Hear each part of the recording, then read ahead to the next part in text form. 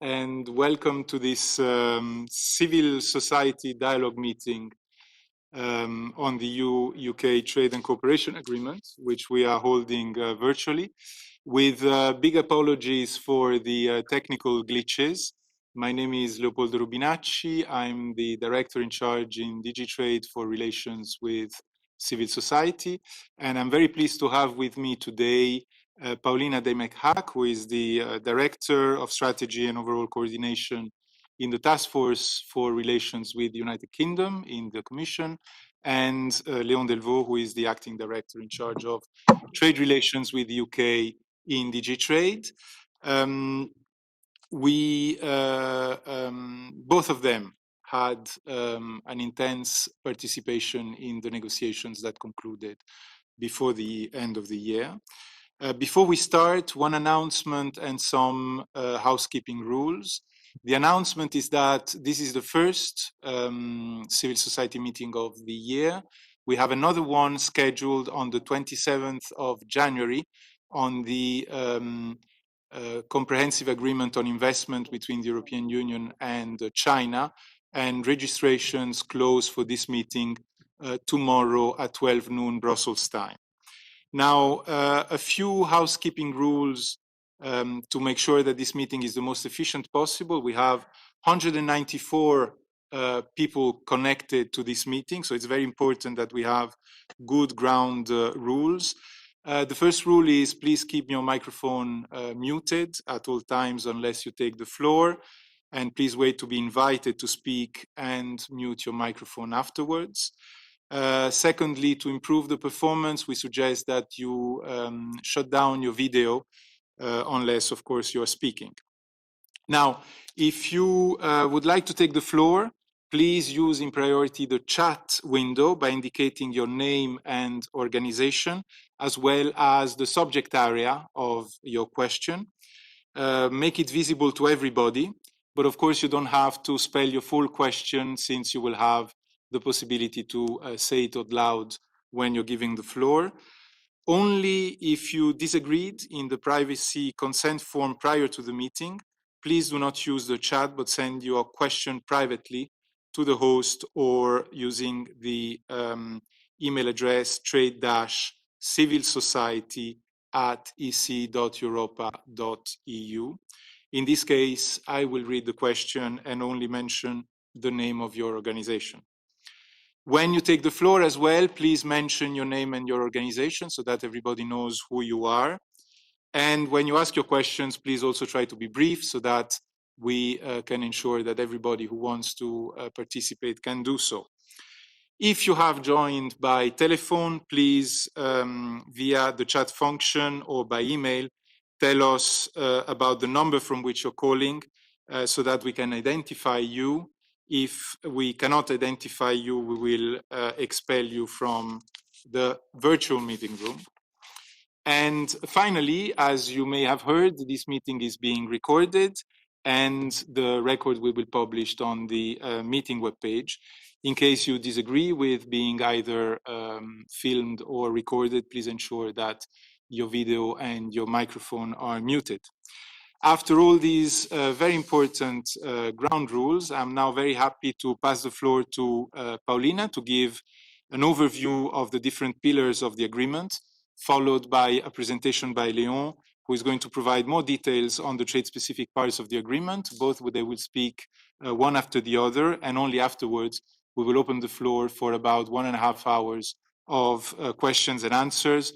We will try to bundle the questions as much as we can.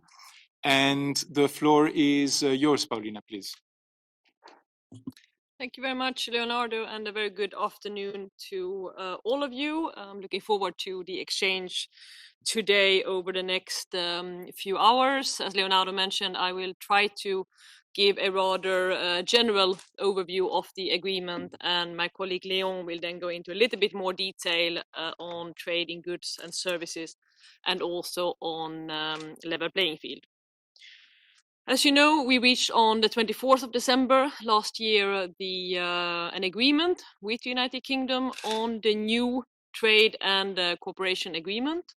There are two additional agreements which we will probably not discuss today, but which I mentioned nevertheless for the sake of completeness, and that is an agreement on the civil and safe use of nuclear energy, and also an agreement on the exchange of classified information. And this is a type of agreement that the EU has with a number of third countries. So it's a bit of a standard agreement, but it's nevertheless something that is good that we now have in place with the UK. Just to remind you also that we, of course, also have a fourth agreement with the UK, which remains in place and which is very important and which will apply in parallel to the trade and cooperation agreement. And that is the withdrawal agreement, which was agreed in 2019. And you will remember that this, the so-called divorce agreement, if you wish, regulates for good the issue of the right of citizens that have taken up legal residence in the EU or in the UK before the 31st of December last year. These people will keep for life the rights they had as EU citizens. The second issue which the withdrawal agreement regulates is a situation on the island of Ireland, and it's the protocol to the withdrawal agreement that regulates the situation of Northern Ireland. Northern Ireland stays for regulatory purposes in the single market for goods. And this is something which has not changed with the trade and cooperation agreement. So just to kind of remind you that we now have these two very important agreements that regulate the EU's relationship with the UK. These negotiations were, as you know, not always easy, and they were unique in the sense that they had to be done in a very short period of time, around 10 months.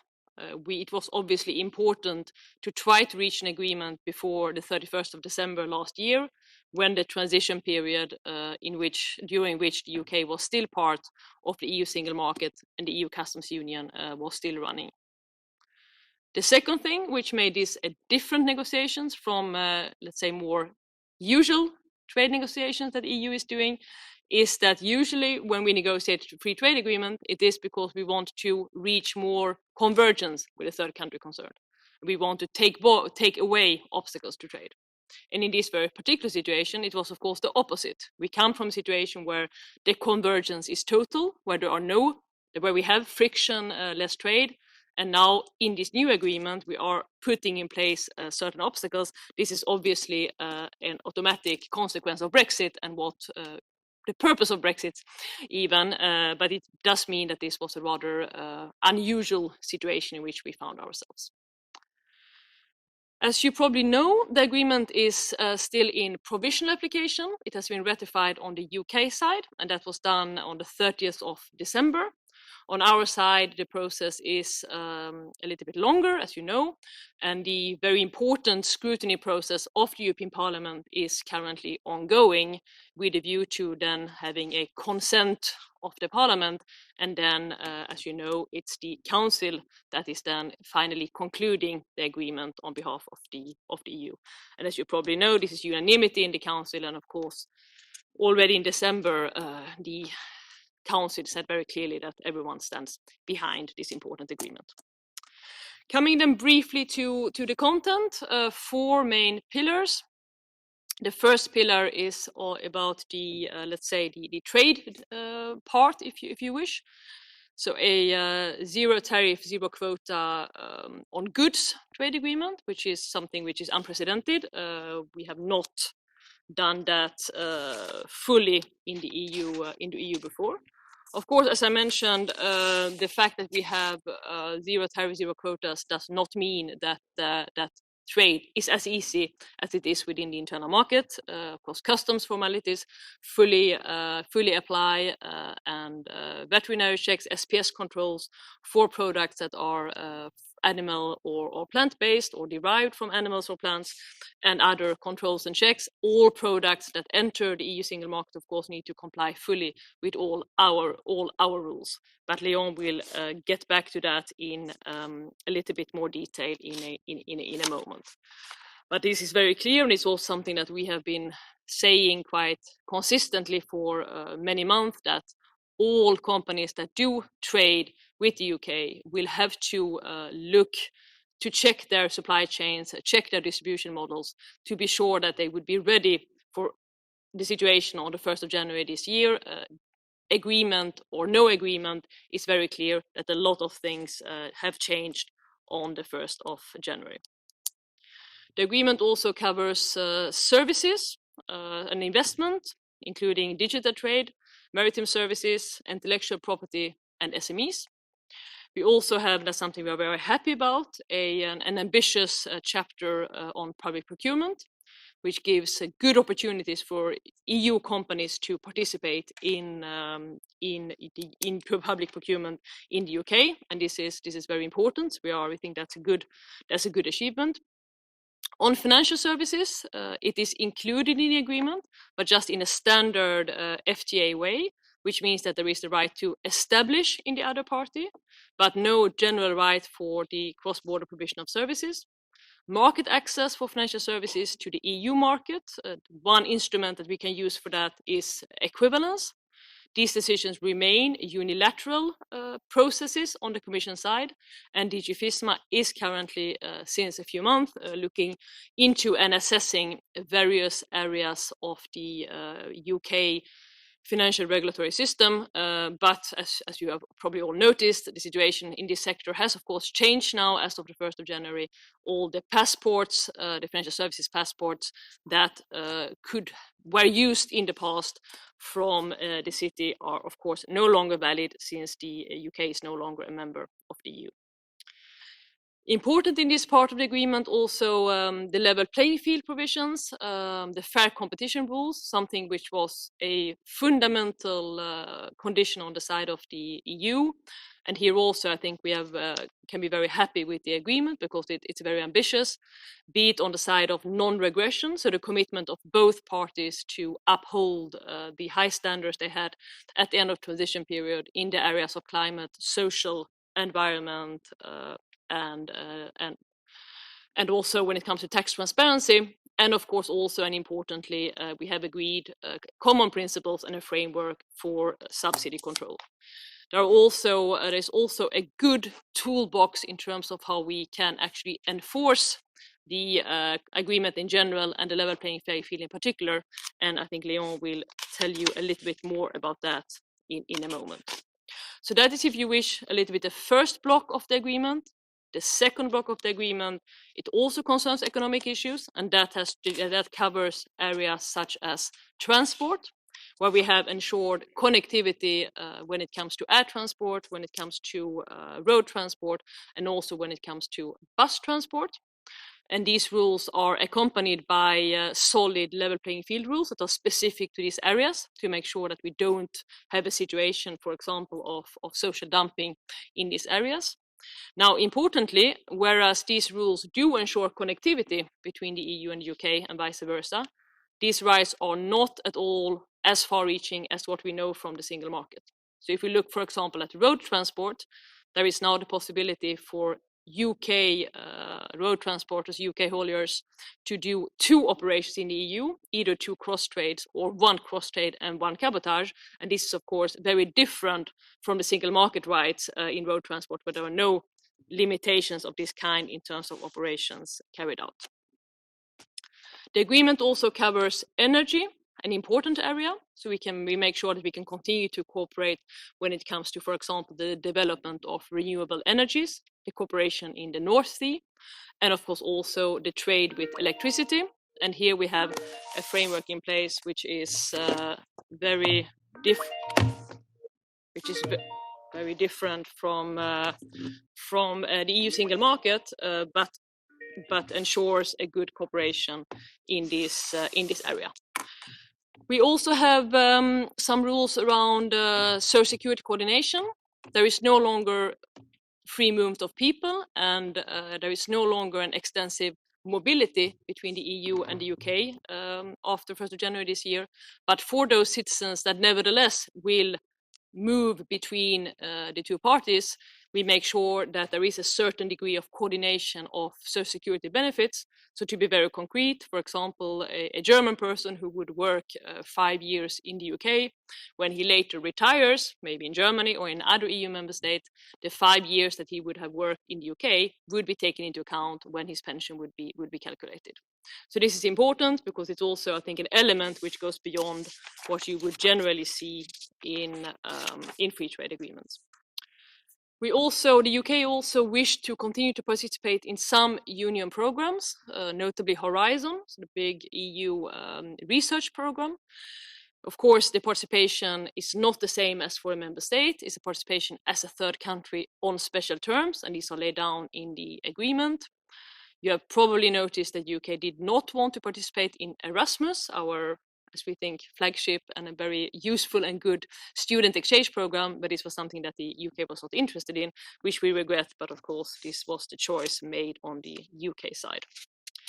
Finally, in this block of the agreement, last but absolutely not least, fisheries, a very, of course, rather sensitive issue, sensitive on the British side, probably one of the issues which were very symbolic for the whole Brexit debate. Some of you may remember already back in the discussions around the referendum, there was a lot of focus on taking back control of the waters, making sure that that British fishermen control and fish in their own waters. So this was a rather complicated discussion, as I'm sure you also saw in some of the press reporting. I think what we got in the end here is a balanced compromise, 5.5 year adjustment period during which access to fishing waters will remain as it is today, a gradual transfer of quotas of around 25% to the UK. And after this adjustment period, there will be, in principle, annual negotiations on access to waters, but with a very clear presumption of continued access. And in case access is reduced or refused, the possibility for the EU side, and of course for the UK side, vice versa, to take rather strong unilateral measures to make sure that we protect our interests, and of course also create a system which gives an incentive to have continued access to waters. Coming then to the third pillar and third block of the agreement, and that is concerns citizen security. It concerns cooperation in police and judiciary matters, something which I think both parties, of course, had an interest in. It's about the security of our citizens. Here, I think we found solutions which are good, which allow cooperation of the kind we have over Europol and Eurojust, the exchange of passenger name records when it comes to air traffic, the Prüm exchanges, for example, DNA and vehicle data, and also cooperation around arrest warrants. Now, of course, and importantly, this is not exactly the same type of cooperation as we have in the single market today. The UK is a third country. The UK is a non-Schengen country. The UK does not have free movement with the EU, so we cannot have the same type of real-life access as we, of course, real-time access as we have on the EU side. Important here is that this cooperation is conditioned on very high levels of data protection, so basically the same level of data protection as we have in the EU, and also that the UK continues to be a member of the European Convention of Human Rights, and also that the rights that people can derive from this convention, that they are enforceable in UK courts. Also, and very importantly, we agreed cooperation on health security, very topical, of course, cybersecurity, and also in the area of anti-money laundering and the fight against terrorist financing, where we, in the end, got a rather solid framework, and that's something we are, of course, very happy about on the side of the EU. Coming then briefly to the last part, and that is the governance, but it's, let's say, last but not least. Of course, this is a rather comprehensive agreement, which also means that we need to have comprehensive governance mechanism.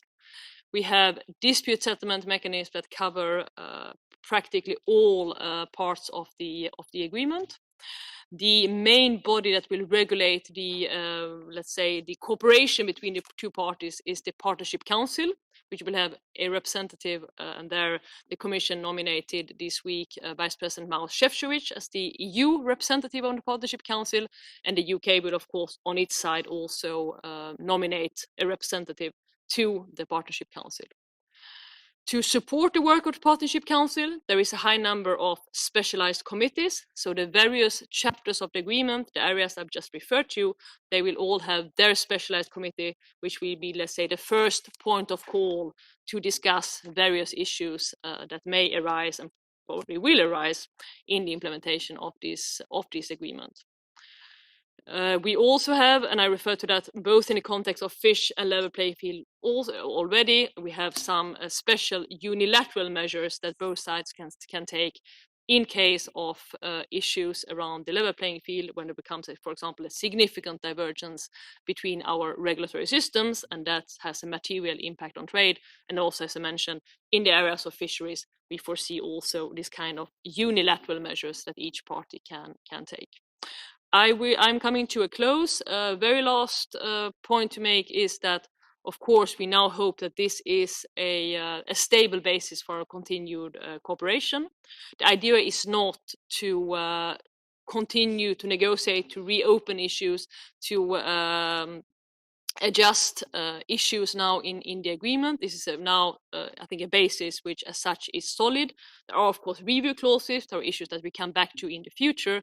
But the idea for now, I think, and the focus for now has to be to make sure that this agreement is fully implemented, that it works in practice.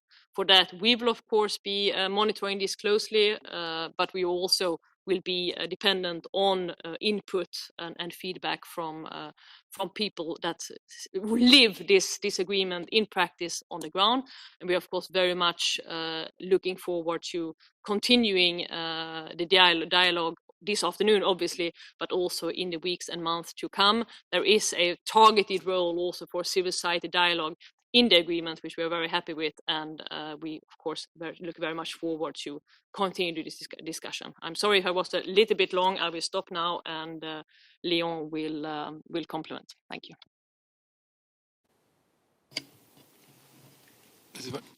Good afternoon to everybody, and thank you for joining us also from my side, and thank you to Paulina for I think very clear and comprehensive presentation. I think Paulina made the point very well, but it's worth insisting on this. Because we say we have the most ambitious FTA that we've ever negotiated, and it's true, but of course it has the limits of an FTA. Why do we have an FTA? Because it was indeed the choice of the UK to be able to fully live its life as a third country. So I think this is really a starting point, but one I guess we will have to come back very often when there will be questions on unavoidable frictions that we have when actually, as Paulina said, diverging rather than converging, and leaving the internal market and setting up a negotiation as is the one foreseen in an FTA. So the first consequence, of course, is that the trade cannot be as seamless outside the internal market as it can be inside the internal market. An FTA basically addresses the elimination of tariffs and other simple barriers, but it does not address sophisticated elimination of non-tariff barriers as we do in the internal market. Having made that preliminary remark, our challenge was as the Union to ensure high quality market access in the UK, stay within the parameters of an FTA, ensure a level playing field whilst preserving the autonomy and integrity of the internal market. We think that with that mandate, that we have lived up to that mandate, and I'll try in complement to what Paulina said to explain why.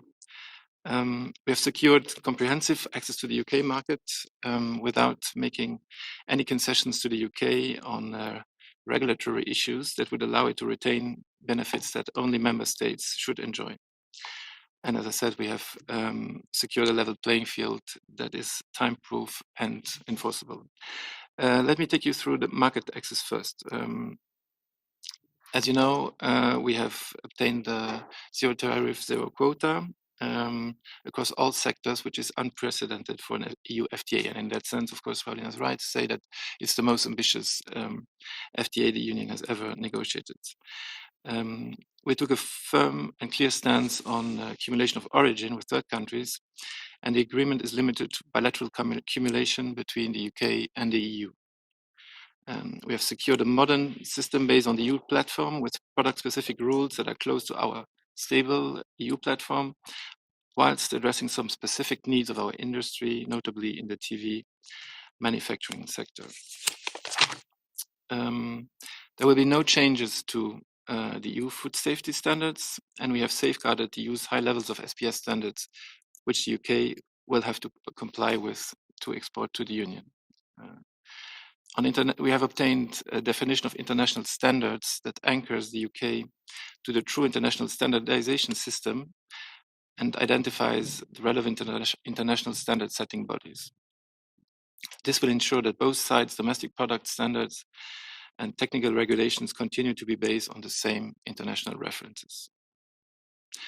In the field of conformity assessments and preserving our regulatory autonomy, we have not allowed the UK to maintain the privileged position it has acquired in the certification of high-risk industrial products thanks to its membership in the Union. Instead, we agreed on the most ambitious ever provisions on self-certification by producers in low-risk product areas. We included a de facto non-regression clause that covers all sectors where self-certification is allowed in the Union and the UK on the day of entry into force of the agreement. This will help our exports to the UK, notably in the machinery and electronic equipment sectors.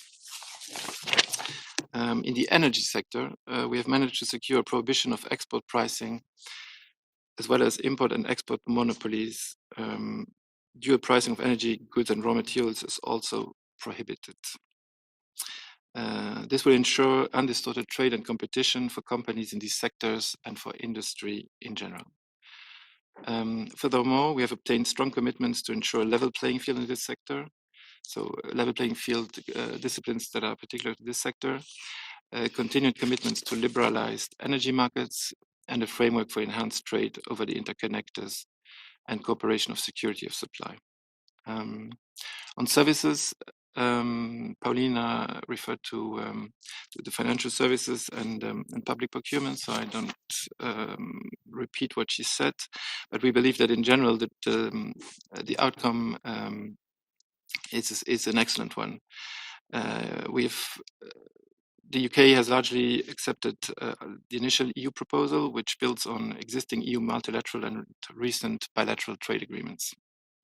It means that trade in services between the EU and UK will operate along rules comparable to those that have been agreed between the EU and Japan, which is the yardstick for services chapters in FTAs.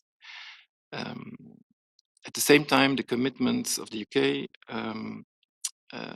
towards the Union go beyond what has been agreed in the agreement I just mentioned. We included state-of-the-art regulatory provisions for many services sectors: telecom, delivery services, and international maritime transport services. And for the first time, we included a regulatory chapter on legal services, resulting in a clear representation of our existing commitments. Digital trade. We have made the most complete and ambitious chapter ever agreed by the Union, with rules prohibiting data localization requirements for the first time, while fully preserving the EU policy space regarding protection of personal data. Additionally, we have very good consumer protection provisions. Intellectual property rights also fully covered and go beyond those foreseen in international conventions. We secured Dalia under copyright the resale right in the bilateral relation, which is not covered in international conventions and of particular importance for EU and for EU artists. Sorry. Finally, we have obtained the classical SME chapter, which contains the usual provisions on information sharing, such as a dedicated website to facilitate SMEs access to information, includes public procurement notices, and institutional setup relating to SME contact points. I'd like to stress once again that we have achieved this without giving in to the UK attempt to maintain access to the internal market that is given just for member state and without any limits to our regulatory autonomy. I think Paulina mentioned financial services, but of course this is also true for SPS, for professional qualifications or roaming rules. Market rules, market access is essential, but as we have set out when starting this negotiation, it must be underpinned by strong rules on level playing field. We consider these commitments as indispensable for the unique nature of trade relationship with the UK, which is characterized by a high level of economic interconnectedness, geographic proximity, and the wide and unprecedented nature of the agreement we have reached. Therefore, our overarching objective has been to ensure that both parties commit to and respect a common set of rules in order to ensure fair competition today and tomorrow. This one important pillar in that regard was subsidy control. When it comes to subsidy control, we have agreed a robust framework fully compatible with the EU state aid system that sets out a rule applicable to both parties. It is built on 3 distinct pillars. The first is common rules, as we call them, principles in agreement, common rules for subsidies, complemented by specific principles for key sectors, for instance, energy, aviation, or types of aid, for instance, rescue and restructuring. The second pillar is domestic enforcement. The enforcement of the rules will ensure that the respect of the general principles can be challenged by competitors and verified by courts, either in both in the EU and in the UK. So it's fully enforceable.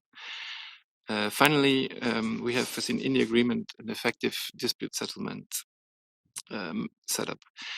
The ability for either party to unilaterally take remedial measures in the case of significant effects on trade and investment created by a subsidy, and the possibility of applying rebalancing measures in the case of systemic divergence on subsidy control systems. The second important element of the LPF is non-regression when it comes to labor, environment, and climate legislation, or standards rather, sorry. The agreement ensures that the current high standards applicable in these areas cannot be lowered in a manner affecting trade or investment between the parties. This means a prohibition to reduce levels of protection and an enforcement mechanism in the form of a panel of experts for solving disputes with the possibility to apply sanctions. These commitments are tailor-made and unique, reflect the unique nature of the EU and UK relationship, and in particular the fact that both partners have shared and are committed to the highest standards of protection in those areas. These non-regression commitments include specific future targets as provided for in the laws of the parties, for instance, recycling targets when it comes to 2030 or climate targets in the same time span. There are also specific environmental principles to be respected by the parties, like the precautionary principle or the polluter pays principle. On climate, the UK committed to establish a system of carbon pricing, which essentially is of the same scope as the one existing at the end of the transition period. It comes with a political commitment to climate neutrality in 2050, and for the very first time, provides for the Paris Agreement as an essential element. So an element that allows to suspend or terminate the whole agreement. This was an important commitment taken by this commission at the beginning of its mandate, and this is now the first agreement where we have this feature. The non-regression commitments come on top of our standard chapter on trade and sustainable development, which, in line with EU practice, covers all the relevant and strong commitments related to international standards and conventions. all ILO conventions the parties have respectively ratified, and included in this for the first time the European Social Charter, the Paris Agreement I already mentioned, the multilateral environmental agreements that we have both signed up to, as well as thematic cooperation. On taxation, the EU and the UK agreed a good governance clause and commitments to uphold the taxation standards on exchange of tax information, anti-tax avoidance, and public country-by-country reporting for credit institutions and investment firms. Furthermore, the EU and UK agreed to a joint declaration on specific principles on the countering of harmful tax regimes and affirmed jointly their commitment to apply these principles. These mirror the EU's Code of Conduct for Business Taxation, and was an important objective for the Union. The parties also agreed to hold an annual dialogue on the application of these principles.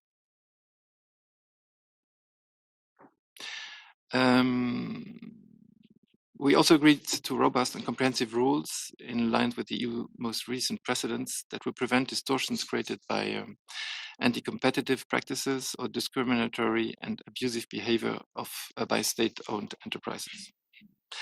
And last not least, let me underline that we count on you and our social partners to monitor the implementation of the agreement and advise in this context. Maybe I'm briefly going to say a word on, I think you touched upon in the governance section, the role for civil society in this agreement. So it's the first agreement under which the civil society involvement covers the whole agreement when we compare it to usual FTAs where we only cover TSD provisions. This is an important change that follows on the request from civil society stakeholders themselves and was introduced in the framework of the TSD 15 points action plan. This provides an important opportunity for the stakeholders, but will also require operationalizing the agreed provisions to make this both workable and efficient for the overall agreement. As regards domestic advisory groups, they should, according to the agreement, comprise a representation of independent civil society organizations, including NGOs, business and employers organizations, as well as trade unions, active in economic, sustainable development, social, human rights, environmental, and other matters. Furthermore, domestic advisory groups are structured independently from the parties, and they will be able to set up their own modalities of working and practice for interacting with the parties to the agreement. The past practice and experience of the domestic advisory groups under the EU FTAs in force will be helpful in this context. Let me just finish on that and underline once again that we very much rely on or expect you indeed to monitor with us together the implementation of the agreement and signal any shortcomings you would see in that regard. Maybe I think I've been a little bit too long, so I'll stop it here and back the floor to Leopoldo. Thank you very much. Thank you very much, Leon and Paulina, for these two presentations that give a very good overview of the breadth and the extent of this agreement. We have already received about 10 questions. So I will maybe try to start with one from Mr. Knirsch from Greenpeace on the fight against climate change as an essential element. And a question on the national ratification. And I also see a question from Rebecca Humphreys from the WWF on non-regression for levels of environmental protection. So Mr. Knirsch, please. Yes, thank you. Good afternoon. Thank you for the dialogue and the presentation. Leon just mentioned that the fight against climate change is an essential element. I have to admit that I'm happy to see this. I have a question. You also mentioned, Leon, that the ambition to to reach climate neutrality by 2050 is part of the agreement. Is this also covered by the essential element clause? Is my first question. And the second question is, this is in cooperation and an association agreement. Does this mean it needs the ratification of the parliaments of the member states? Thank you. Thank you. And Rebecca Humphries, please. Hello, thanks for giving me the floor. Just a very brief question on non-regression from levels of environmental protection.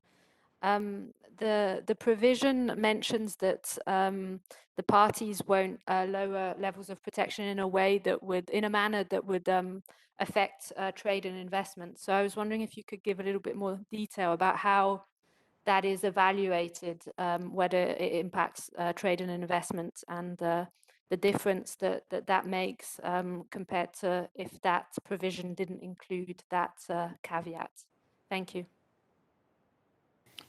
Thank you very much. Who among our colleagues is ready to answer these two questions?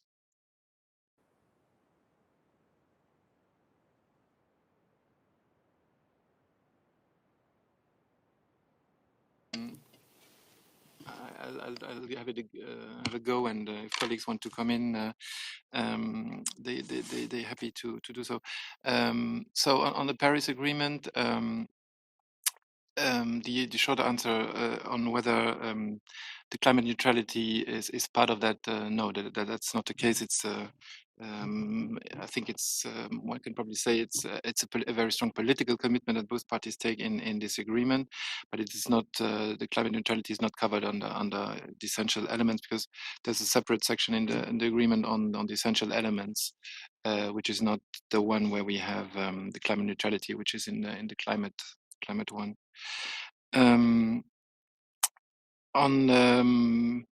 Yes, in a manner affecting trade or investment, this will be very much, let's say there are no objective criteria in the agreement jointly endorsed by the parties on how this will be measured. So this will, of course, be something that the party that has established a breach of this provision will have to prove. So as you know, there will be there's an arbitration foreseen to essentially check the application or the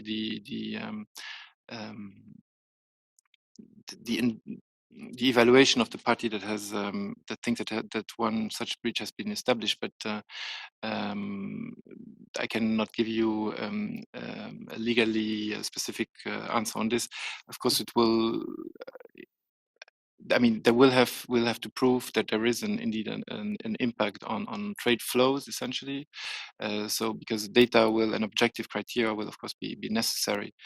And I think, as we said, to establish this kind of breaches, we will also rely on new stakeholders to help us make a case when we think we have identified one. But I don't know if colleagues want to add to this. No?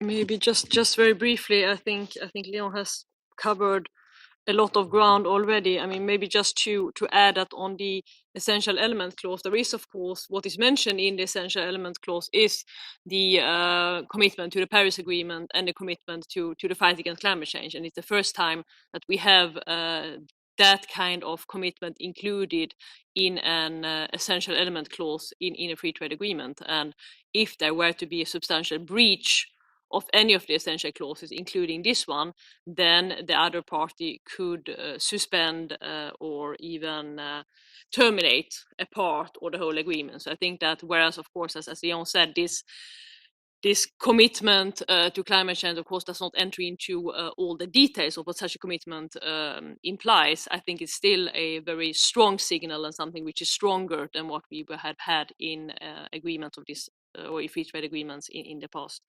Briefly then on the issue of ratification. So this is an EU-only agreement, which means that there is no national ratification foreseen in this situation. As I mentioned, the ratification procedure in the European Parliament is ongoing.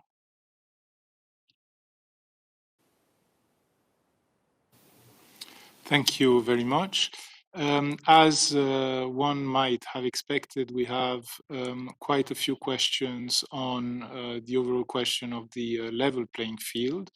So I have Mr. O'Connor from the European Economic and Social Committee on future regulatory competition. I also see that there is a question from Ms. Selandari from Orgalim on the TBT chapter and what happens if the UK were to adopt different technical regulations. And I also see that there is another colleague from the European Economic and Social Committee, Mr. Pierre Boulon, who is wondering how are we going to monitor divergences. So Mr. O'Connor, please. Thank you, Chair. Can you hear me? Hello, Chair. You can hear me, yes? We hear you, yes. Yes, thank you, Chair. Good afternoon, Chair, and everyone. Well, I think the first thing to say, lest we forget to say it, is that we're all very relieved and glad to see this agreement concluded, and it would be appropriate to congratulate everyone who was in any way associated with it. I want to just refer specifically to the issues around the level playing field, and to some extent, my question relates to what Rebecca Humphreys was already saying on the environmental side.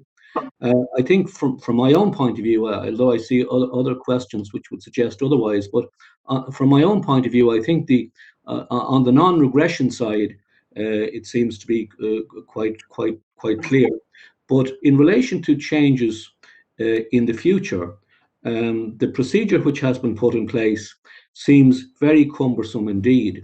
And your panelists will be aware that there is quite considerable coverage in the media these days of a review already underway in the UK Department of Business in relation to employment rights regulation and workers' rights regulations.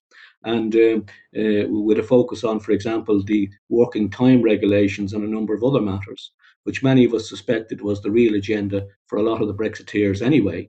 And what I have to say, some of us would be a bit concerned about is about the way the procedures which have been put in place would work. They seem quite convoluted, quite cumbersome.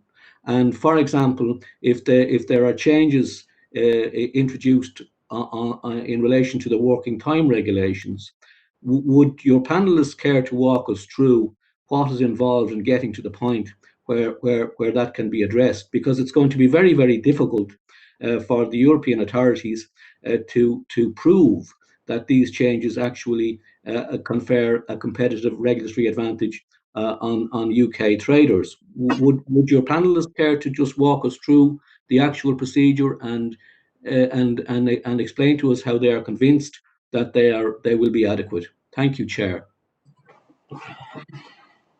Thank you. Ms. Selandari? Good afternoon, everybody. I have a question about the TBT chapter. What, in fact, will happen if the UK will adopt a technical regulation that is different from the EU one? What can the EU do? Because I'm not sure that this will go under the dispute settlement resolution. Thank you. And Mr. Boulon, please. Yeah, good afternoon. My question is very related to the one by Mr. O'Connor from the EESC. How will be done this monitoring of possible or very probable divergences?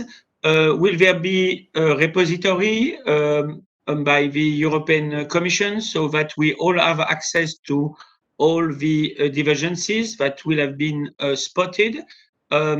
Because it will be very costly and inefficient if all of us in our own side, we follow the divergences. So is there a plan to have a repository of divergences that have been spotted by us, any of us, or by the European Commission? And then another question, very linked also, because it will, of course, give the possibility to civil society to add to information and to benefit from information. And another point, maybe more in the coming months or weeks, will civil society be in a position to say something about the declarations that say that many MOUs will have to be signed in the coming weeks? The one on financial services is scheduled by end March, or by March even. So are we, the civil society, will be able to give input, to be informed? That's very important. But maybe the most important is the first one, this repository of spotted divergences. Thank you very much. Colleagues, please. Thank you. So we are taking turns. I will start this time. Now, I think there were a few questions around the regulatory divergence over time and how we will go about this and how we will be able to monitor it. I think first of all, maybe to make the point that, of course, the UK is a third country. It is not going to align dynamically to EU law in the future. I think that's a fact, and that's something we need to accept. So it's very likely that there will be changes. I think one of the ideas behind Brexit was precisely because the UK wishes, as a third country, to do things differently. Now, what we have tried to do, and what I think we have achieved in this agreement, is that we have ambitious non-regression commitment in areas which are very important to all of us, and several of you have mentioned them: environment, climate, and a colleague also mentioned very rightly issues relating to labor rights and working time and other matters. So now, if there were to be a problem, in essence, there are two different avenues. One is if there is a breach of the non-regression commitment, then there is the possibility of dispute settlement and the governance rules of the agreement. In the non-regression area, this includes first going to a panel where a binding report is issued, and then if that report is not complied with by the party that is in breach, then you have the regular dispute settlement panel that will look at the matter. So that is a situation where there is a breach. Then there is the other situation in which there is not a breach, but where over time, for example, in the area of environment, there becomes a significant divergence between our regulatory system, because we basically want to go different ways, we do different things. If such significant divergence would lead to a material impact on trade between the parties, and now for the sake of the argument, let's say that we are the ones that feel that this leads to a distortion of competition and a negative impact on the trade, then we have the possibility to take unilateral measures. And these are the so-called rebalancing measures. So basically we say there is something which is in balance in this agreement. The level playing field does not work the way it was supposed to. And we then take unilateral measures to protect ourselves, which can be, for example, the reintroduction of tariffs or the suspension of a part of the agreement. So I think that we have, with these two different, let's say, avenues, depending on, in the one hand, a breach, on the other hand, not the breach, just the fact that the systems have become too different over time, that we have possibilities to take the appropriate measures to make sure that we protect the EU short-term and long-term interest. Now, several of you have rightly made the remark, but how do we know, how do we monitor this? And I think that as both Leon and myself we referred to, I think we will, of course, now in the Commission also see how we can make sure that we have good monitoring tools in place, but we will also be reliant on input from those that actually are active on the ground and following what's going on, trading with UK, noticing whether there are changes which significantly which materially impacts trade, etc. So I think that this will be certainly something very important going forward, but where we will also rely on the continued feedback and intelligence from business associations and basically from all of you that are on the call and also others. Briefly, maybe also on the memorandum of understanding on financial services. So this is something which has to do with regulatory cooperation. So it's not through this memorandum of understanding that you would give market access to each other's firm. It's not through this memorandum of understanding that one could in any way interfere with the equivalence processes, which, as I mentioned, I think initially are completely unilateral and remains unilateral. The idea of this kind of cooperation is to have an exchange, to have a regular dialogue. The EU has this kind of cooperation today with a number of third countries. By the way, the United States of America, with which we do not have a free trade agreement. So what we would be intending to do would be building on these kind of existing models, which we already have with some third countries. And again, it's a forum to discuss. It's not a forum to regulate financial services.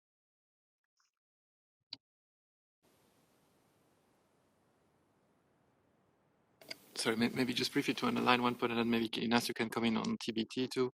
I think Paulina made it, but again, I think it will be probably very, and we see it again today, and it has also been, for those who have followed discussion in the European Parliament, something that has been in the room. So I think it's important to stress it. So the UK, it goes without saying, is not a member state anymore. So we will, I think the Commission will not monitor the UK as when it was in the part of the internal market. We will not go for infringement procedures every time a directive or regulation, which by the way is not applicable anymore to the UK, is not being complied with. So I think we should not draw a parallel between what we're going to be able to do under this agreement and what has been possible when the UK was a member state. So I think that's maybe it goes without saying, but it still I think will be important. So the agreement speaks about overall levels of protection. And so indeed there will be the trade impact test. It will be important to carry out. So maybe let me stress, I understand that you have a very specific question in this regard, and our answer is maybe not fully as specific as you would like it to be on the monitoring. But of course, you know that especially this Commission has very much invested in and set as a priority enforcement of our trade agreements and rights more generally when it comes to trade relationships. So we've done a lot of work in DG Trade in setting up the structures to ensure that this enforcement is being done in a coherent and efficient manner. And of course, we expect that for coherence sake, the structures that we have set up will also play an eminent role in monitoring this agreement. So maybe Ignacio, if you want to say something about TBT. Yes, thank you, Leon. So the question was whether what we will do if the UK departs from our technical regulations. The UK is a third country, as Paulina and Leon has said repeatedly this afternoon, and we will naturally treat it as a third country. They have expressed repeatedly their intent to depart from our rules in technical areas, and we respect that. Therefore, all products originating in the UK that are exported to the Union will have to comply with the EU technical regulations, whether they depart or not. We are not going to be analyzing whether a technical regulation on elevators actually is identical to a technical regulation in the Union. We will basically ask them to, the producers in the UK who seek to export to the Union, they will have to make sure that their product complies with our own technical regulations, and that compliance with our technical regulations, whenever requires third-party certification, will have to be certified in the Union. Now, having said that, the agreement on the technical barriers to trade chapter of the agreement contains two very ambitious provisions. One is that in the Union, as you know, there are a large number of products for which there is no need to seek third-party certification. So products of low risk, you certify, the producer certifies the product itself. And therefore, if there is a UK exporter, and we have managed to stabilize in the agreement that the areas where self-declaration of conformity applies on the day of entry into force of the agreement, that continues applying thereafter, unless there are good reasons to depart from it. So the implication of that is that if a union producer where self-declaration of conformity applies in the Union wants to export to the UK, it may continue self-certifying its product, but against the technical regulation in the UK, and vice versa.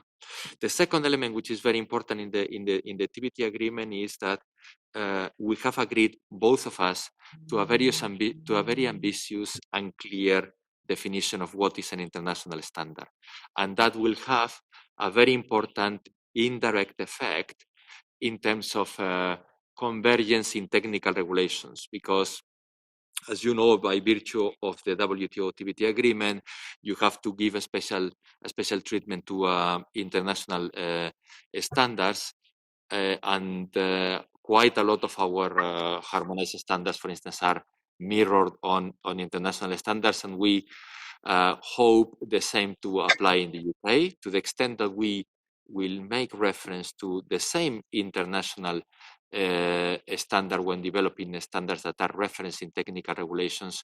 We hope that there will be a significant convergence on technical regulations in the UK and the Union. But that will go in the direction of facilitating EU producers when exporting to the UK, counting on technical regulations being quite close to technical regulations in the Union. But the regulations that will have to be respected are the regulations of the importing country. Thank you. Thank you very much, colleagues. Now, plowing through the various questions, I see that we have two questions that could be related. We have one from Ms. Manuelito from Euratex, who has questions on rules of origin, and another one from Ms. Bastidon from Spirits Europe, who also wants to ask about geographical indications and labeling rules. So, Ms. Manuelito, please. Good afternoon, everyone. Can you hear me? Yes. Good. Thank you very much, Mr. Chair, and thank you also very much for the interesting presentations today. So I work at Euratex, the European Apparel and Textile Confederation. We would like to mention that the final outcome of these FTA is quite positive, in the sense that rules of origin contained in this agreement are fit for purpose, and no concessions or derogations had to be given to the UK. That it's good news, and we can also would like to thank the Commission for defending that position vis-à-vis the UK. What is not entirely clear for us at this stage is the impact of this FTA in other third countries, namely in the PAM countries, like Turkey, Switzerland, and many others, because we understand that the EU-UK is purely bilateral, and it was just mentioned by one of the colleagues today. But I also understand that that Turkey, has signed its own deal with the UK, which, and then I quote, will allow cumulation of origin with products that include EU content. So that would mean that we will have a de facto PAM convention alignment. Can you confirm this information? How should we interpret it? Thank you very much. Thank you. Ms. Bastidon, I see that you have sent a long message with a question. As I said, don't worry, everybody will have the floor to ask their question. No point in writing them down in the chat function, but the floor is yours. is my understanding correct that there are no provisions in the agreement on geographical indications and that the Bristol Agreement continues to apply and will continue to apply for the foreseeable future when it comes to geographical indications? So that's the reference. Second question, which is focusing on labeling issues. It's something that we had raised repeatedly, unfortunately, particularly in November, December, but never really received an answer from the Commission. There's a significant issue for labeling in Northern Ireland in particular, because we are supposed to put on the labels a combination of a UK tax stamp for Northern Ireland and at the same time the name and address of food business operator in the EU or Northern Ireland. This is very constraining. It means that we are basically forced to have labels just for Northern Ireland. We were hoping that there would be a period of tolerance or something, also because we needed time to replace the labels. Didn't really get any response from the Commission, so I'm hoping that I will today.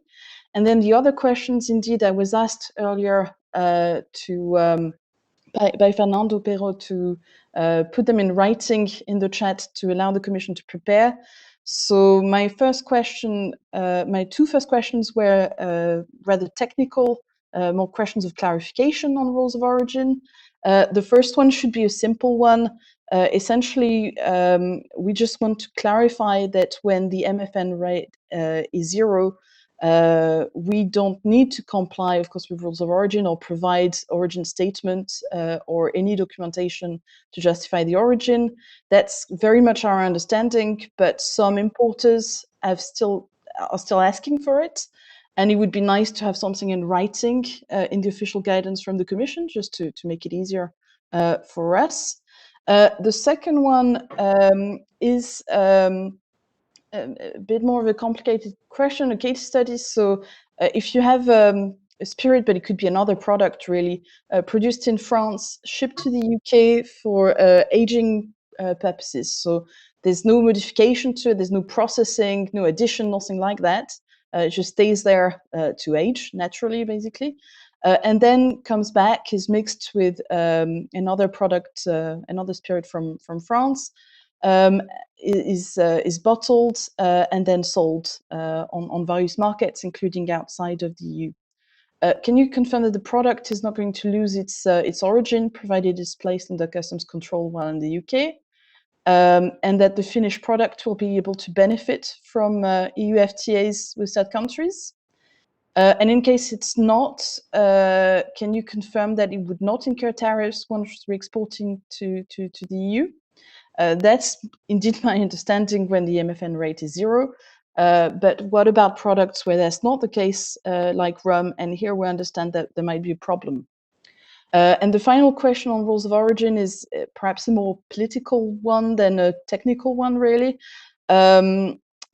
Well, we have a problem particularly with Irish whiskey, but I'm sure there are other products which are facing the same issue. While the GI is an All Ireland geographical indication, that's obviously not the case when it comes to customs and the right to benefit from agreements with third countries. And about a quarter of Irish whiskies are produced partly in Northern Ireland or partly with components from Northern Ireland. Which means that at the moment, we already know that they will not benefit from the various great agreements that the EU negotiated with the rest of the world. We know you're not able to reopen all these agreements with partners, but what about future ones? And couldn't we consider perhaps to take a slightly different approach, in particular in ongoing negotiations with the likes of Australia and New Zealand? Thank you. So I hope you heard me okay, and sorry it took so long, but hopefully we fixed the sound.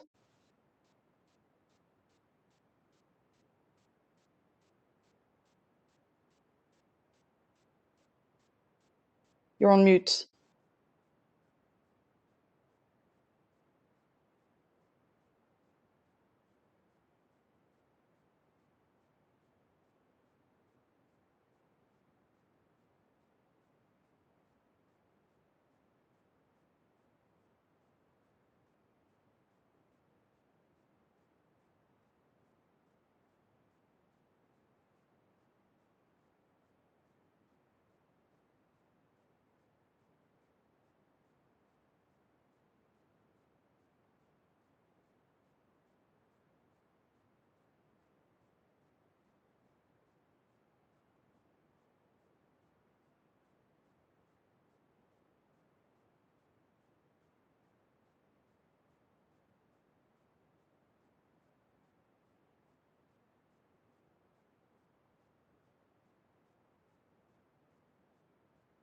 Okay, so this now should work. Again, apologies for the glitches.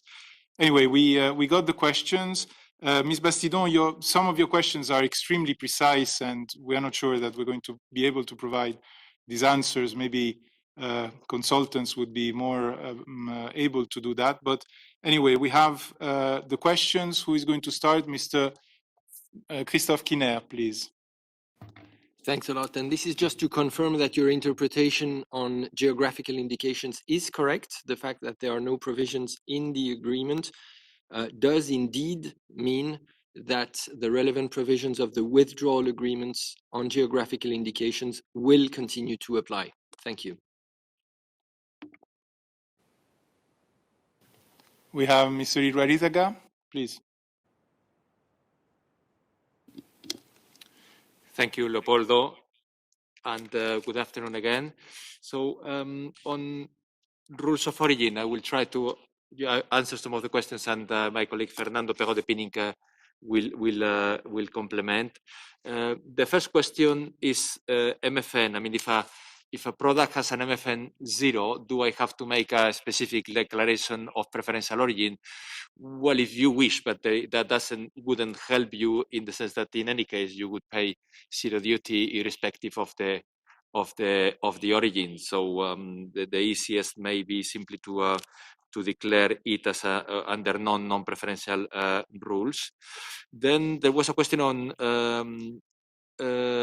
specific rules of origin from Euratex and the question of Turkey. First, to thank you for expressing your satisfaction with the rules of origin negotiated for textiles, and it was not an easy part of the negotiation, but we are happy to see you happy on that one. Now, on the as you said, the agreement does not foresee cumulation with third countries. The agreement between Turkey and the UK, which has not been yet ratified, foresees cumulation with PEM countries, and that is something where the UK and Turkey, our understanding is that they have started discussions to align their rules to the rules in the EU-UK agreement, both in terms of that particular aspect and in terms of product-specific rules. Now, on labeling, we are aware of your question, and an answer is being prepared for the question that you have submitted on the labeling of products placed on sale in the UK. So we are more than happy to follow up on that particular aspect bilaterally with you.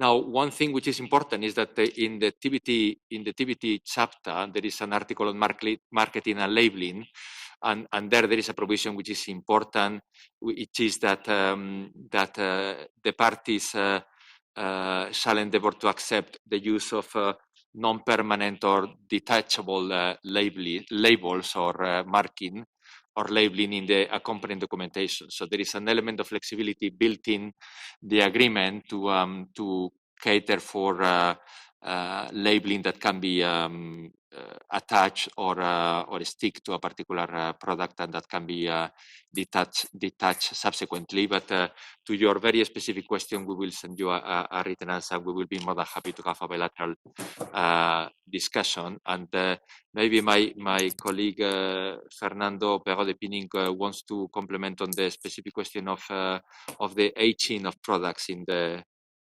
UK.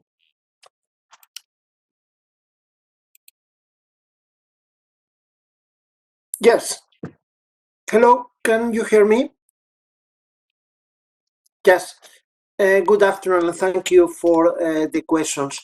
There are actually two questions. One concerning the aging.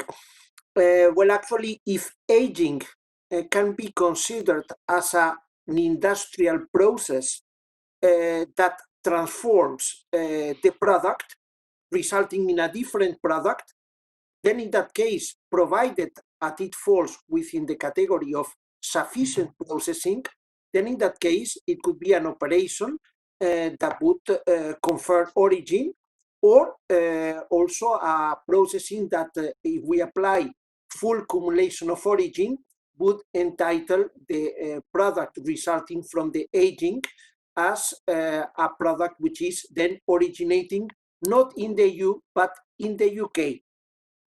However, if aging is simply living in a bottle for some time and the product remains the same, then the product doesn't lose the original characteristic, which was if it is a bottle of French wine, which stays a couple of years in a distribution center in the UK, it remains a bottle of French wine, and therefore the normal rules of origin would apply, including the requirements for the products to be subject to the non-manipulation rule. With respect to the second question regarding products produced in both Northern Ireland and Ireland, so in the island of Ireland, when exported to third countries, the reality is that the agreements that the EU has concluded with third countries do not apply to products originating in Northern Ireland, which is not covered by those agreements. Therefore, if they are either exported from Northern Ireland, it will depend on the rules that the UK will have negotiated with those third countries. If they are exported from Ireland, from the EU, then in that case, unless they are sufficiently produced in the EU and acquire EU origin, in that case, they have preferential origin. If this is not the case, then there can be no cumulation between Northern Ireland and the Republic of Ireland. Maybe add a word on the MFN zero duties. As Ignacio correctly said, there is no need to issue any statement of origin. This would be of any value only if the product that is originating in the UK was going to be used for cumulation purposes in the EU and exported back. Thank you. Thank you very much for these answers. Let's move on. I know that we have some questions on establishment, data localization, digital, financial services. So I have, first of all, Mr. Francis from Digital Europe, please.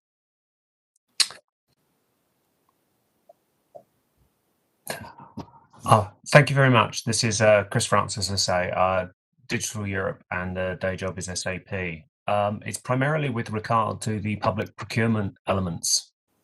Although in theory, public procurement would not require establishment and would be without discrimination to establishment, a public procurement that required data localization would, of course, potentially be a compliance issue with the anti-data localization requirement and the right of establishment.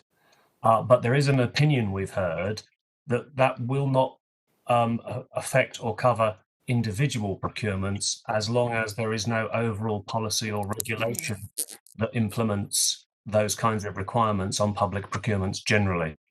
So I was just wondering if that was an agreed position on that issue, or whether you would think that individual procurements would have to comply. Thank you. And I have Mrs. Offray from the European Consumers Organization who also had a question related to digital, I believe. Yes, thank you. Good afternoon. I wanted to discuss the online consumer protection article in the digital trade chapter. So it's really positive to see. It's actually groundbreaking. So thank you to the negotiators who managed to have this very ambitious article in the agreement. Especially, we're interested in the part where the EU and the UK commit to have minimum consumer protection in place, including to require a trader to inform consumers about the full price with all applicable charges.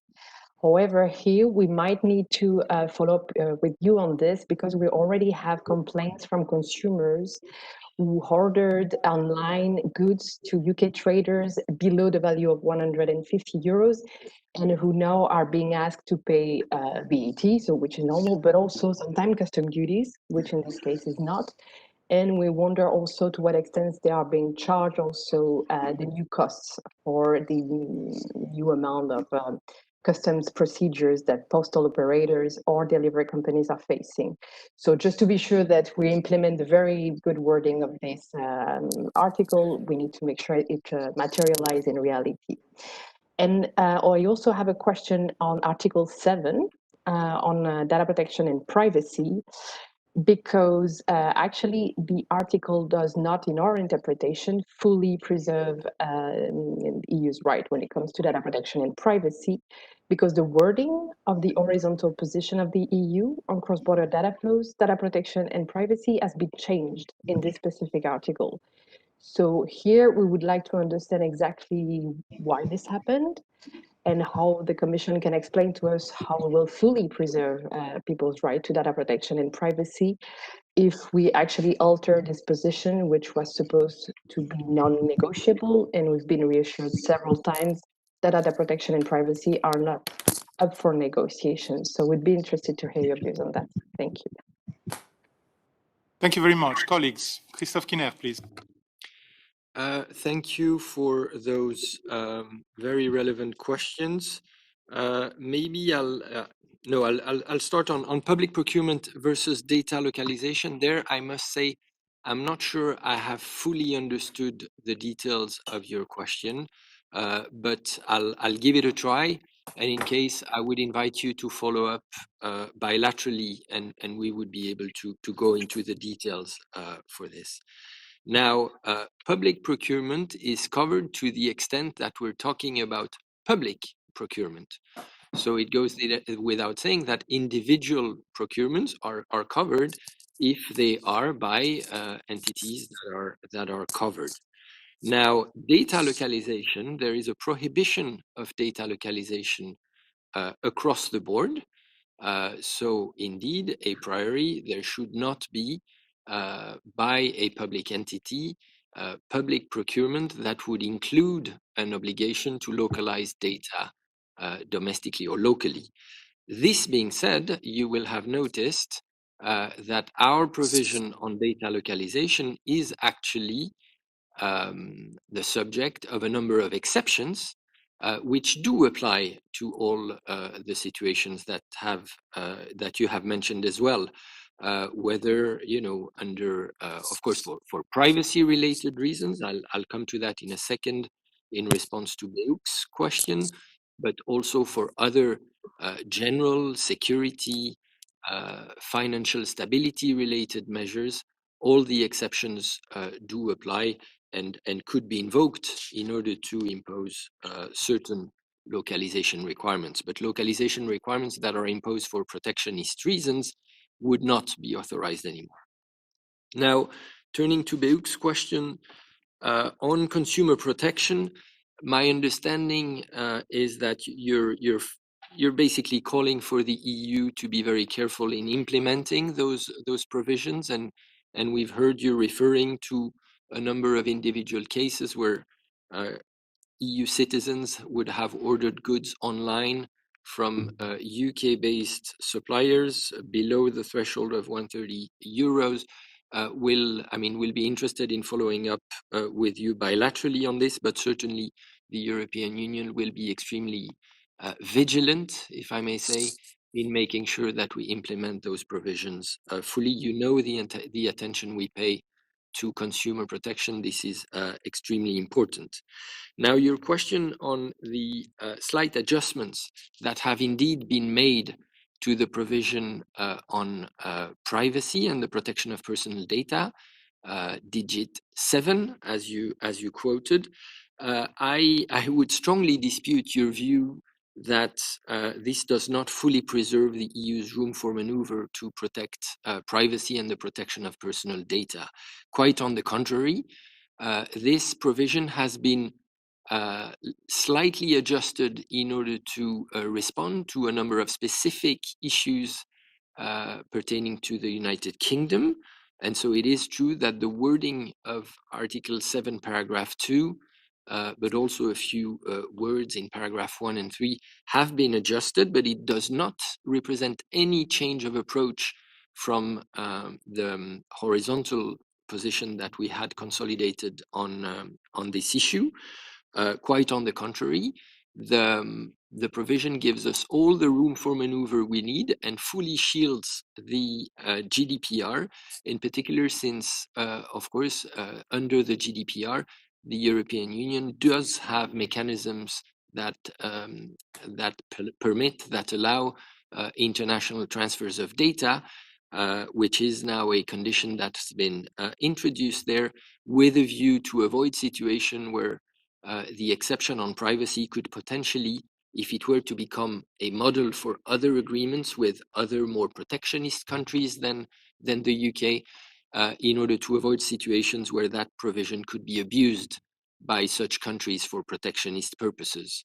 But it does not represent, again, any change of approach, and we are very clear, very sure that it fully preserves the room for maneuver that the EU needs to protect the fundamental right to privacy and the protection of personal data. Thank you very much.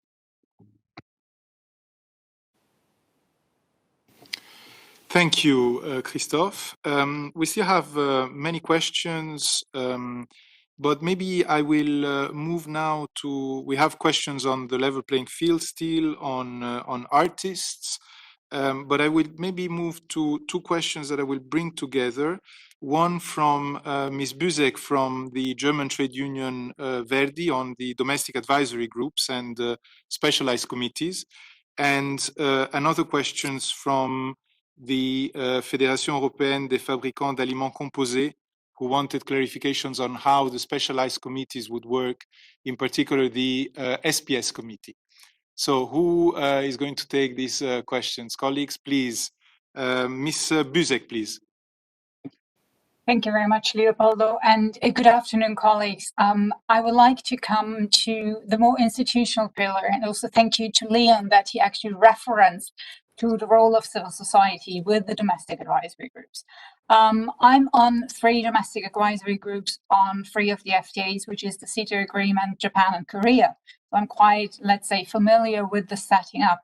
What struck me, I have some difficulties to sort of differentiate between the Article 7 and 8, talking about the setting up of the domestic advisory groups and the civil society forum.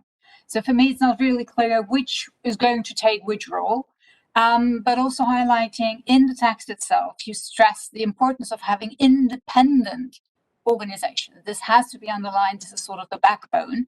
However, I was a bit struck that only the civil society forum is referring to having a balanced representation of the organization, where I was actually thinking this should be far more the case for the domestic advisory group. So perhaps you could clarify on that. You stressed that this is the first time that the civil society monitoring mechanism is going to cover the whole agreement. This is going to be a huge task. And there is a reference to have only at least 1 meeting a year. I think we all agree on that. This would not be sufficient. So it would be interesting to learn a bit more how you're going to look at that, in particular with the domestic advisory group already being very busy and just covering normally the TSD chapter. But the entire agreement is a completely different thing. And the follow-up question to this is with the specialized committees. Of course, with the current agreement, where we only monitor the TSD chapters, of course, we have established a very good cooperation with the TSD unit in DG Trade, but also the reference with the TSD committee as such. How you're going to envision the interlinkage between the domestic advisory group and the specialized committees, because after all, the domestic advisory groups need to be reporting to the specialized committees as well, and also gain some of the information. So any information that you could provide on some initial ideas would be most helpful. In case you're still wondering how that could work, I, as a DAG member, can only advise you perhaps to consult the current DAGs, because we have gained over the previous years a lot of experience and really some practical advice how to do it. Thank you very much. Thank you, Tanya. Mr. Döring from the FEFAC, you sent us the question in writing. Would you like to take the floor to ask it orally? Yes, thank you, Chair. I hope you can hear me. And I would just like to first point out that we are extremely grateful to the support already given by the competent services from DG Sante in clarifying some of the, let me call it simply gray zone areas linked to the SPS agreement, especially requirements for health certificates for compound feed, which we represent, compound feed trade. I can really confirm to Mr. Delvaux, it's not seamless. We do have clear information that feed cargoes are blocked at border control points in the Netherlands, in France, because of these unclarities. So while we have received really useful legal interpretation of some of the key provisions pertaining to compound feed containing animal byproducts, that is the easy part, but then there are animal components which are not covered by animal byproducts definitions. So in this context, I'd like just to get clarity on the functioning of the Specialized Committee for SPS measures as we go forward. Is it operational? At what point? What kind of information? How should we channel respective information to trigger potentially discussion on both sides? We look at this moment on problems of UK feed exports to Ireland and other EU countries, but of course similar issues can easily appear from EU compound feed exports to the UK. Thank you very much.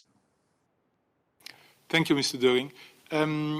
I think both questions are very much on the way we're going to implement this agreement. And of course, we are, to a certain extent, still figuring out how we're going to do that. But Paulina may say a few words on these questions. Please, Paulina. Thank you very much. I think, as Leopoldo said, of course, this is early days, but obviously we are very, very aware of the very legitimate interest, of course, by all stakeholders, and of course also our institutional the institutions, the Parliament, member states, and the importance here to make sure that we have very inclusive procedures. And as we have said a few times, also we're of course also a little bit dependent on each other, because we also need your input to make sure that we are fully aware of how the agreements actually implemented on the ground. I mean, briefly on the various kinds of participation. So we have three in the agreement itself. We have three, let's say, very targeted articles on the participation of civil society. So the commitment of each party to consult civil society in the implementation of the agreement, and there, of course, also highlighting the importance of the domestic advisory group. We then also have an article on the domestic advisory groups. And the reason I'm mentioning it is that, of course, on the one hand, it's in any case for us to organize ourselves internally on the EU side. But the good thing, the advantage with having this in the agreement is that the UK then also have an obligation on their side to have a dialogue with their civil society. And I think that's something which is quite useful in this context. So what we have explicitly in the agreement is this obligation on our side and on the UK side to consult on issues covered by the agreement. And for that, using either new or existing domestic advisory groups. And also the obligation was very clearly stated in the agreement of consider views and recommendations that are submitted to us from these domestic advisory groups. And in that context, we of course also have an obligation to make this a transparent exercise to make sure that there is as much information as possible available, and also the possibility for various organizations to participate in the domestic advisory group. The third element, which is in the agreement on this, is the civil society forum. I think that's also important because this is the possibility for the two sides, to the UK side and the EU side, to come together to have organized a forum where the civil society on both sides have a possibility to have a dialogue, and it's foreseen that the Partnership Council will have to adopt quickly the operational guidelines to make sure that we have a framework for this civil society forum to take place. So all in all, I think that, and that's certainly our very firm intention on our side, to make sure that we have a let's say a very inclusive process, of course, building on the existing practices that we have already on the Commission side, but certainly something that we also need to reflect on, how we make sure that we have a very well-functioning process as far as this particular very important agreement is concerned. Now, just very briefly, because specialized committees were also mentioned. Now, these are of course of a slightly different nature, in the sense that the specialized committees are the committees which in a way work towards the Partnership Council, subcommittees of the Partnership Council, if you wish, which, as I think we mentioned in the introductory remarks, are covering the various areas of the agreement. And this is basically the first port of call on issues that need to be, sectorial issues that need to be discussed in the agreement. We have actually a bit of a similar structure in place in the withdrawal agreement, so the divorce agreement with the UK, and there we also have the possibility for the specialized committees to actually invite civil society organizations to participate in certain agenda points, and I think that that's probably something that one could imagine in a similar way also for the specialized committees under this TCA. Thank you very much. Now, as I said, I still have some questions on the level playing field, but to allow my colleague Christophe Kiner to fully participate in this meeting, I have, I believe, two questions concerning services, potentially, one on financial services and one on artists, from Ms. Starkevičiūtė from the Lithuanian Industry Association. Please, the floor is yours. Okay, can you hear me? Yes. So thank you. I just wanted to express my reservations concerning the agreement, because as I see, a lot of technical details are not discussed, and the people are starting new life since the 1st of January and nothing is ready, it seems to me, because all those councils, committees, when they produce results, then it will be necessary for industry and people to pay for consultancy. Consultancies maybe made money, but we all are losing. So I think that it's necessary to hurry up everything. And my question is very simple about the artists, because musicians and different concert organizations complaining that it won't be possible to play or to perform in UK and vice versa. So what is actually the decision was made? Is it possible for artists to go without permission, without special permission, to work or to play a role in some performance? And the second question is related with that, shareholders' rights, because you said that there is the same agreement like with United States. I just like to say that EU doesn't have any agreement with United States on financial services, and it's a huge problem and always undermines competition, a lot of different legal challenges and so on. So I cannot understand if EU agreed with UK on the financial services to use the same terms as with the United States, so that's nothing. That means a lot of legal challenges for European Union financial services and also small shareholders, because when you invest, you can lose your money or you can gain your money. And I also quite surprised that then an example is Japan, because Japan has also different financial system with different financial services and with different requirements. So it looks like we are just without direction. So my question, what actually you on what you have actually agreed in field of culture and in field of financial services? Thank you. Thank you very much. Colleagues, please. Thank you. I will start, and then Christophe will complement. And I thank you also for giving us this opportunity to come back to the issue of financial services, because I understand that I was maybe not entirely clear in what I said earlier. Maybe starting with your first remark about different committees and groups, etc. I think what we need to bear in mind here is that the situation that we potentially faced end of last year was a no-deal Brexit, so no agreement in place, which would mean that all the trade relationship between the EU and the UK would fall back on WTO terms, and the UK would have been, from all perspectives, a third country in its regulatory exchanges with the EU. We believe it's a good thing that we now have an agreement, that we had a trade and cooperation agreement. We have said to all stakeholders and communicated very consistently over the last 12 months, and actually even longer than that, inviting everyone, all companies, all businesses, all citizens to be prepared for a situation on the 1st of January 2021, which is very different from the situation we knew in the single market. And we have also been very consistent in saying that we would like to find an agreement with the UK. We would want to have a trade and cooperation agreement in place, but it may be that that's not the case, and everyone needs to be prepared for the situation where there is no agreement at all.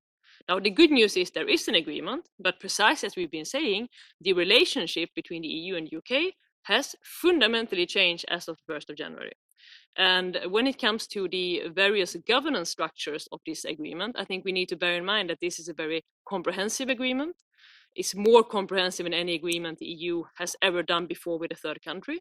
So it's only logical that we need various structures, so the Partnership Council and also the specialized committees, to make sure that this actually works in practice, and that we, in case there are issues, that we have forums to discuss this with the UK and make sure that we find solutions before we need to go to mechanisms like dispute settlement or taking unilateral measures. As we just discussed also in the context of the previous questions, we are very, very keen on having a very good involvement and inclusion of all stakeholders. That's why we are happy that there are arrangements foreseen in the agreement that the UK on their side will also involve its stakeholder in the implementation of this agreement. But of course, as mentioned, we are today 3 weeks into the month of January, and I think it's also only normal that some of these new structures still need to come into place, and that we then, of course, will start to be able to monitor in the agreement. To be then briefly on financial services, and just to try to be clear, so the memorandum of understanding, which we got the question on earlier and which I tried to reply to, in that context, I made a reference to the United States of America. What I said was precisely what the colleague was saying. We do not have an agreement with the United States of America on financial services because we don't have any trade agreement at all. However, we have a dialogue on financial services, which means that we have a regular forum where we meet, where we discuss maybe regulatory development and other issues. Now, this is not a forum for making regulation together. It's not a forum for discussing or regulating access to each other markets. It's basically a dialogue on common challenges in financial services. We have it with the US, we have it with Japan, we have it with other countries. And our idea is, because we consider it legitimate, to have this kind of dialogue also with the UK in the future. When it comes to the financial services exchanges as such, the trade in financial services, as we mentioned, it's covered by the new agreement, but only in terms of the right of establishment. This means that when it comes to cross-border provision of financial services, to be very specific, so a insurance company in the UK that wants to sell an insurance service to Lithuania, for example, that company will have to comply with the national and Lithuanian rules in place for this kind of activity coming into the country. So in terms of consumer protection, in terms of investor protection, I don't think there is any particular reason to be concerned here, because these services will, of course, be fully regulated and subject to a legal framework. It's no longer going to be the common EU framework. It's now no longer to be based on financial services passport. It's going to be based on the rules of the various host states concerned in which those services are carried out. I'm sorry if I was a little bit long, but hopefully this clarified some aspects, and Christophe will come in on the question of the artists. Thank you, Paulina. On the question of artists, I think you are spot on when you complain that the situation now will not be as good or as seamless as it was before. And I think our chief negotiator, Michel Barnier, for one, has often said that this was a lose-lose type of agreement instead of a win-win solution that we normally seek to achieve when we do negotiate trade agreements in a more normal context. Now, as you may know, immigration-related questions did play a bit of a role in the vote 4.5 years ago in the UK, and therefore it's not that surprising that the United Kingdom did not agree to have a chapter on mobility in our partnership, which means in turn that we had to fall back on the usual rules that we have in our free trade agreements for the mobility or the supply of services by natural persons. This is what we call Mode 4 in the trade jargon. Now, in that context, we do liberalize the possibility to supply services for a number of categories of natural persons. And it's clear that entertaining services or entertainment artists are not covered by those categories. Now, the fact that artists are therefore not covered by the agreement, as you say, does not necessarily mean that they cannot continue to perform either in the UK or for UK artists in the EU. This simply means that in doing so, they will, of course, need to comply with the rules in the various countries where they want to perform, whether it is in terms of visas or other things. I would actually invite you to look at the website of the Telegraph newspaper that has a story on this. Apparently, one of the big difficulty that artists face is actually the importation of the material that they need, the amplification material and everything else, perhaps even more than the actual right to enter the territory. This seems to be the difficulty. Thank you very much. Thank you very much. We now have another group of questions on the level playing field. And I have Mr. Perez Vega from the Eurogroup for Animals and Animal Welfare, who's asked a question a long time ago on LPF. Mr. Waldorf from the Danish Trade Union Confederation, and Mr. Fournier from the European from the European Non-Made Fibers Association, who has written down the question. Mr. Perez Vega, please. Good afternoon, and many thanks for the presentation, and many thanks, Chair, for giving me the floor. I'd like to start by thanking Michel Barnier and his team for reaching a deal with the UK. By avoiding a no-deal situation and agreeing on a tariff-free, quota-free terms, the EU and the UK do not have to turn to cheaper sources where animal products are most often produced to lower standards. However, we regret that animal welfare is not part of the level playing field, and the agreement does not contain any concrete commitments on the matter, not even a simple non-regression provision. Finally, we also regret that the level playing field and the dispute settlement mechanism, which are essential to ensure fair competition, fall short to meet expectations in case future UK standards significantly diverge from EU standards. And this is because in the initial EU proposal, there was a floor approach with levels of standards under which sanctions could be taken, regardless if there was an impact on trade. In the final text, however, for any rebalancing measure to be taken, in case of a deregulation, an impact on trade must be proven. And from experience, we know how difficult it is to prove that a regulation creates a distortion to trade. So against this background, my question, Prime Minister Johnson, when explaining the deal to national audience, and in particularly when explaining the rebalancing measure mechanism, he gave the example of an animal welfare standard that would allow the UK to take a rebalancing measure. He was speaking about a possible future UK ban on gestation crates in pig production. So can I have the Commission understanding on this? Can we argue that animal welfare, it is somehow or implicitly included in the level playing field? Many thanks for your answers. Thank you. Mr. Waldorf. Yes, thank you so much for giving me the floor. I also have a question related to the level playing field and the non-regression clause to follow up on what you have already given of answers. Last week, the Financial Times on the front page could tell the story that already now, 2 weeks into the agreement, the UK might want in the future to diverge from the working time regulation. So my question to you would be, I hope we can agree that if you would no longer have a 48-hour maximum weekly working time, this would affect trade.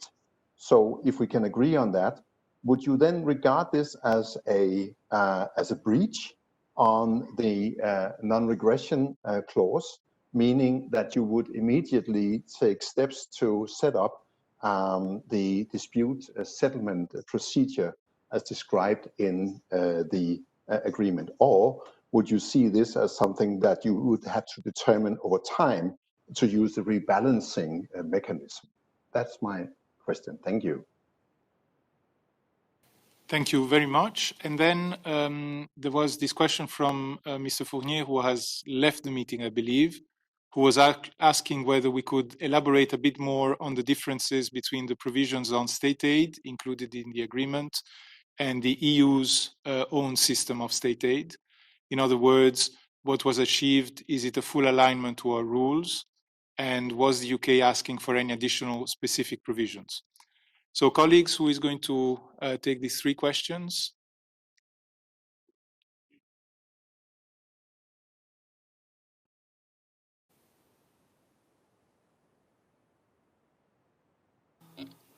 Okay, thank you. I think we will again have a couple of people intervening. Maybe to just, I will start with the last question on the state aid.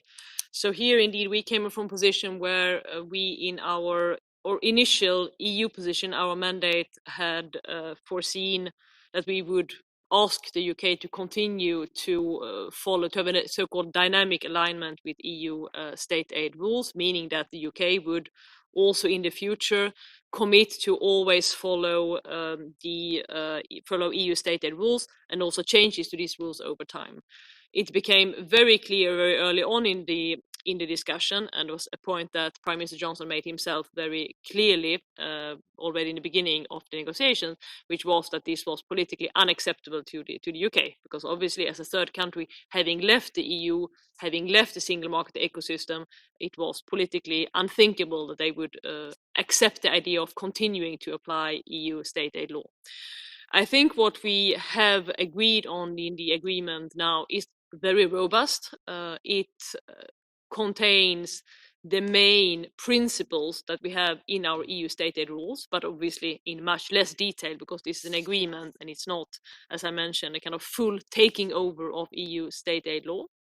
We have one dimension which is very important and which Leon also mentioned in his introduction, which is the domestic enforcement. So if there is a subsidy given in the UK and one of our companies get a competitive disadvantage of that, the possibility for an EU company to go to a UK court and claim its right. That was something which is very important to us.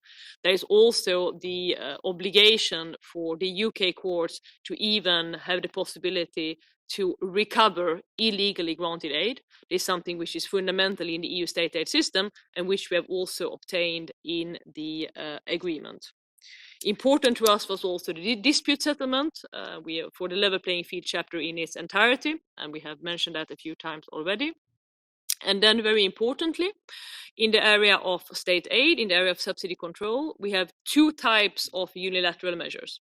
One of them we've mentioned already, that's the rebalancing measure. So if over time there will be a significant divergence in our regulatory systems, be it in the non-regression areas, be it in the area of state aid, and this has a material impact on trade, the party that suffers can take unilateral measures against the other party.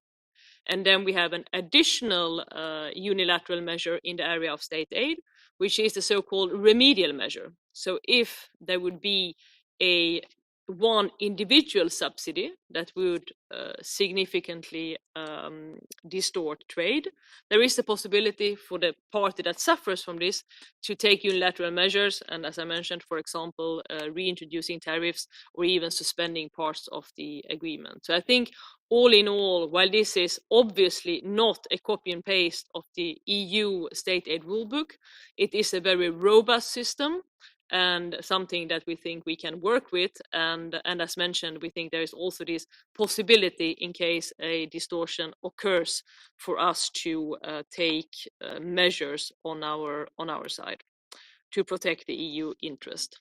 One last comment from me, which was on the colleague who was not happy with the non-regression commitments. I think something which is actually more far-reaching in the final agreement than even in the EU's initial position, in the EU's initial mandate, and also in the text, the draft agreement text that we published on our side back in March last year, is that in the area of non-regression, we had not ourselves foreseen the possibility for the parties to take unilateral measures in case of a significant divergence between the regulatory systems. So this is actually something where the final agreement goes further than we had originally foreseen ourselves, and where we have this additional tool in the toolbox, if you wish, in case there is not a breach of the non-regression commitment, but where the difference between the system just becomes too big. I think Nicolas would want to complement. Yes, thank you very much. Maybe just to we'll take the question on the social standards and the question about articles that were in the press about possible changes to the working time legislation in the UK, where thoughts have been given to changing the working time directive. We do not have any such plans from the UK government that we've seen. Now, what is clear is that this would be covered by the working time and equal pay would be covered by the areas mentioned in Chapter 6, which refers to labor and social standards. So we would see this within scope of the commitment that the UK has taken. The question is, would the changes, and in a sense, they might be balanced by other elements, would this lead to a weakening or reduction of the levels of protection, which is the commitment that was taken in this agreement? So it leaves the right to regulate and to change one's legislation to adapt it to the new realities or to the new needs. But what it protects is this level of protection that was achieved at the end of the transition period. And here, we would need to see also if these changes, if they're considered as being a weakening or reduction of the levels of protection, they are affecting trade or investment between the parties. If this, for instance, is something which has a particular impact on the costs of a company, and this would have an impact also on the trade flows between the EU and the UK, one could take this into account and consider whether this could then be considered a breach and brought to the dispute settlement mechanism available under this agreement, which is first some consultations between the parties to try to resolve the matter, and then the possibility to go to the panel of experts. And if a breach is found and there's no compliance, the possibility to adopt temporary remedies to so that the party that's found in breach can put itself back into compliance. So this, if it's a situation of breach, we would see that as falling within the scope of the non-regression commitment. If it's something which is represents a significant divergence over time in the areas of labor and social protection, one could also tackle that through the rebalancing mechanism. Thank you very much, colleagues. We have two final questions, one from Mr. Comer on non-tariff barriers and one from Mrs. Latorre on more generally the balance of the agreement and the various barriers. Mr. Comer, please.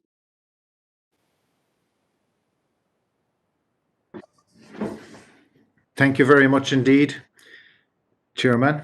There has been a lot of discussion, and I'm sure a lot of the questions that I had in mind as supplementary questions have been asked. And yes, it is very good indeed to have a trade agreement from an Irish perspective, particularly, as well as a European Union perspective, in relation to having our supply chains as free as possible, because it's of the utmost importance from our industry that we keep them that way. But it was just in relation to non-tariff barriers and the costs.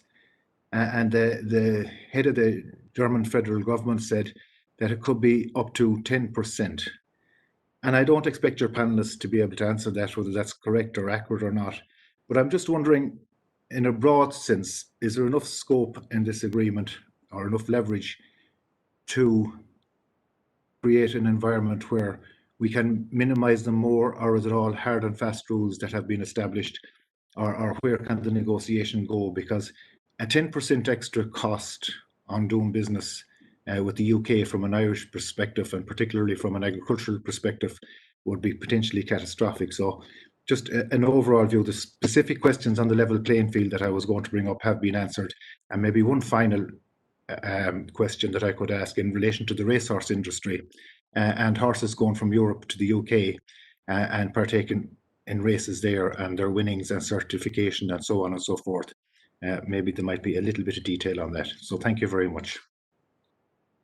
Thank you. And Mrs. Latorre from UNA Europe, please. Thank you very much. Can you hear me? Yes, thank you. Okay, so I think I should join the people that have congratulated the negotiators, and I think it's really good news we have avoided this no deal. And I have the impression, I'm not a lawyer, I'm an economist, but I have the impression that this is an agreement that is full of good things, given the short time constraint and so many obstacles. So I just wanted to raise a more general question related to the impression that I have, if you could confirm this, or maybe I'm wrong, but I have the impression that some of the barriers in the UK side are smaller. There would be these entities that my colleague was referring to before. They could be somehow smaller than on the EU side. Just a couple of examples. For example, in financial services, EU still has not granted equivalence, but as far as I know, UK has already granted equivalence to many services from EU firms. I also have the impression that on SPS, the EU has said, we will see whether we recognize your new rules. But from these examples, we have heard of fishing, for example. It takes more step for fish from UK to get into the EU than the other way around. So it looks a bit to me that there are more barriers on the EU side than on the UK side. I wanted to see what you think about this judgment. Thank you. All right, thank you very much. Colleagues, who would like to answer? Leon? Paulina? Leon? Leon, please. Thank you. I hope I got the first question right, because I'm not sure. I mean, on races, and since I must say, I confess my ignorance. I'm looking around in the room if somebody can say something on races, if that was part of the question. But on the figures you mentioned, the 10%, I think this is not on let's say, the cost of additional hurdles. This is not something on we have a view on. I think we have made this point now several times during the discussion that inevitably leaving the single market implies, unfortunately, additional friction, additional costs. And this is something we've tried to minimize in the agreement, but to the limit that is possible for indeed an FTA. So unfortunately, there will be additional hurdles. On the second point, on the Mrs. Latorre, maybe we must misunderstood you, but all the examples you gave actually not to the detriment of the union. So. Of course, the way the UK runs its operations is up to the UK, and the union has its own procedures when it comes to customs and other procedures. So I'm not entirely sure that what you would make, for instance, on equivalence. Indeed, the EU on financial services has always said that we will have our own autonomous assessment of this equivalence, and if the UK considers that the EU is equivalent. That's rather good, I think, a positive development, but it doesn't mean that the EU is bound by the finding of the UK. So, but Paulina, you want to add something? No. Okay, I think that's the comments I wanted to make. Oh, thank you. Ah, I think we have a colleague online. Bernard, you wanted to come in?